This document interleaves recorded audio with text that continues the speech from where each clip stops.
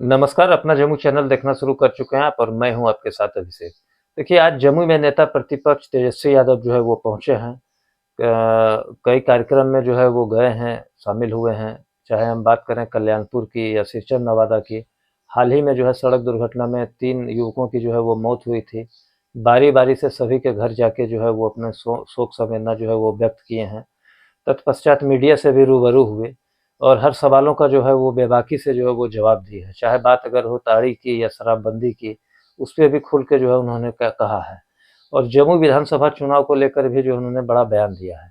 तो क्या कुछ कह रहे हैं, आइए आपको हम सुनवाते हैं। लिए हैं। ये हम लोगों ने ऐलान किया है कि कानून जो बना है शराबबंदी का, उसमें से ताड़ी को हम लोग बाहर कर देंगे। सर, महागठबंधन में सीट बंटवारे को लेकर खींचतान चल रही है, ऐसा आपके विरोधी लोग कह रहे हैं। तो क्या सीट बंटवारे को लेकर बातचीत हो रही है आप लोगों के बीच में महागठबंधन में? सीएम फेस भी की भी बातचीत तो हम लोग की होती रहती है, हर विषय में बात होती है। यहाँ कोई चीज़ का कन्फ्यूजन नहीं है। अब हम बोलेंगे तो आप लोग मानिएगा नहीं। अब तो व्यूज़ चाहिए होता है, टीआरपी चाहिए होता है, तो उसके लिए कुछ ना कुछ चर्चा करना पड़ता है। तो इसकी तो छूट है आपको। अब हम किसी के मुंह पे तो ताला लगा नहीं सकते। हम तो अपनी बात को बोल सकते हैं। ना सीएम चेहरे को लेकर के कोई कन्फ्यूजन है, ना सीटों को लेकर के कोई कन्फ्यूजन है। अब जहाँ है वहाँ तो है ही, लेकिन उसकी बात कौन करेगा।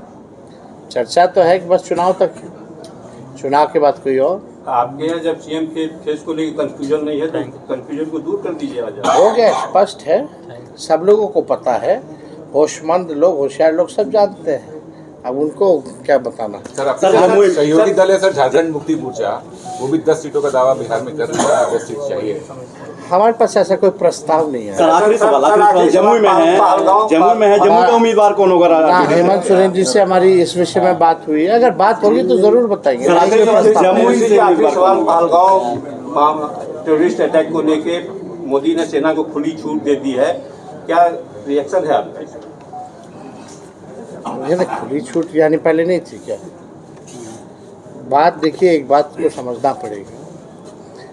इस मामले को लेकर के, देश की सुरक्षा को लेकर के कोई कॉम्प्रोमाइज़ नहीं होना चाहिए।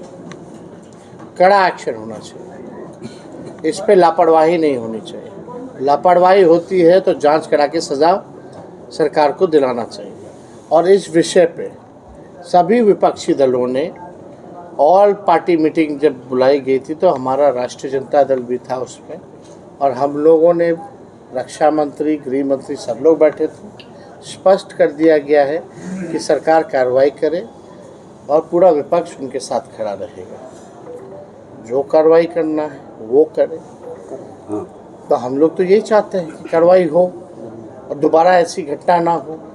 ये पहली बार ऐसा दर्दनाक हादसा हुआ है। आतंकवादियों ने पहली बार पर्यटकों पर अटैक किया। ये ऐसा पहले कश्मीर में नहीं हुआ है।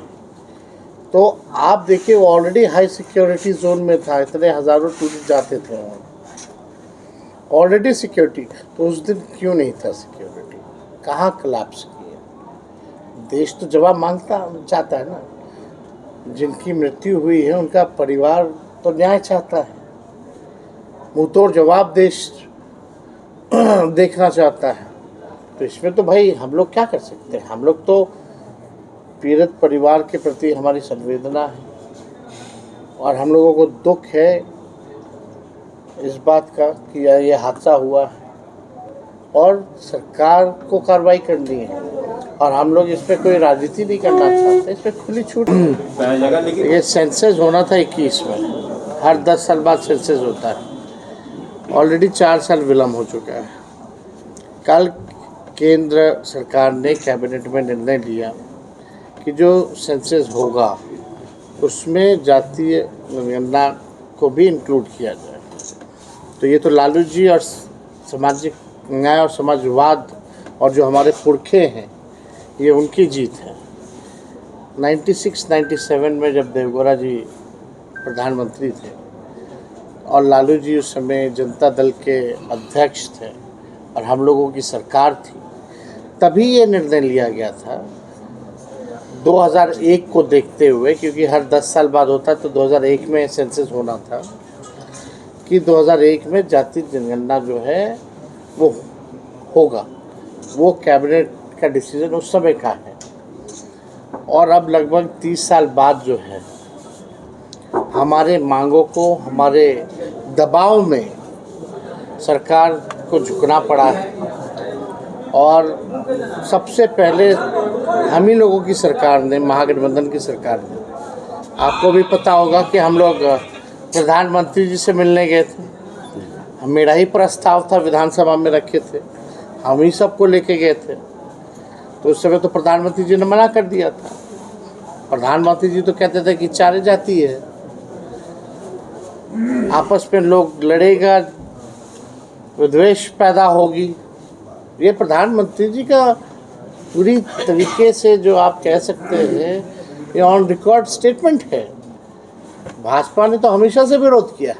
ये तो हम लोगों की ताकत है, लालू जी का संघर्ष का नतीजा है। और लालू जी ने तो 2015 में ही कहा था कि किसी भी कीमत पर जो है कान पकड़वा करके भी संघियों से अगर करवाना पड़े तो करवाएंगे। तो हुआ है। तब साथ में थे। अब विजय चौधरी कह रहे हैं कि तेजस्वी पाखंड कर रहे हैं और कांग्रेस वाला पाखंड कर रहा है जातीय जनगणना को लेकर के। जिस तरह से जातीय जनगणना का बात सवाल हुआ, क्रेडिट लेने की होड़ मची हुई है। उसी में विजय चौधरी कह रहे हैं। किस बात का क्रेडिट? कि हम करवा ये एजेंडा किसका है? बीजेपी वाले कह रहे हैं। ये बीजेपी का कभी से एजेंडा रहा ही नहीं है। बीजेपी और आरएसएस तो इसके विरोध में रहे हैं भाई, विरोधी रहे हैं। वो तो कहते थे कि जात पात फैला रहा है। अब हम पूछना चाहते हैं कौन जात पात फैला रहा है? इसे तो भाजपा के लोग विरोधी रहे। नीतीश जी की भी सरकार रही 20 साल एनडीए में, और जाति आधारित गणना कब हुआ? जब हम डिप्टी सीएम थे, 17 महीने की सरकार थी। और ये तो ऑन रिकॉर्ड है। जिन मंत्री जी लोग को ज्ञान नहीं है, देवगौड़ा जी के कैबिनेट का निर्णय एक बार पढ़ लें। ये तो ऑन रिकॉर्ड है, किसी से छुपाया हुआ थोड़ी है। तो 2001 में क्यों नहीं कर दिया अटल बिहारी जी की बीजेपी की सरकार ने? करना चाहिए था। फिर 11 में सेंसस होना था तो यूपीए की सरकार थी, तो मनमोहन सिंह ने सोशो इकोनॉमिक सर्वे किया था। तब तक इधर सरकार गिर गई। जब आपको नतीजा सुनाना था, पब्लिक डोमेन में लाना था, तो अरुण जेटली जी आते हैं, कहते हैं डेटा करप्ट हो गया। फिर लगातार हम लोगों की मांग रही, सड़क से सदन तक हम लोग लड़ते रहे।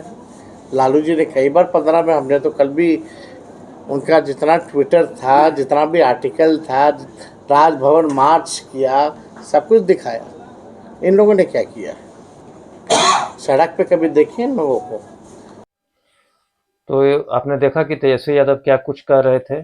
बाकी सभी खबरों से अपडेट रहने के लिए अगर आप हमारे इस वीडियो को फेसबुक पे देख रहे हैं तो हमारे फेसबुक पेज को लाइक कर दें, यूट्यूब पे देख रहे हैं तो यूट्यूब चैनल को सब्सक्राइब कर दें, और इंस्टाग्राम पे देख रहे हैं तो इंस्टाग्राम को फॉलो कर दें।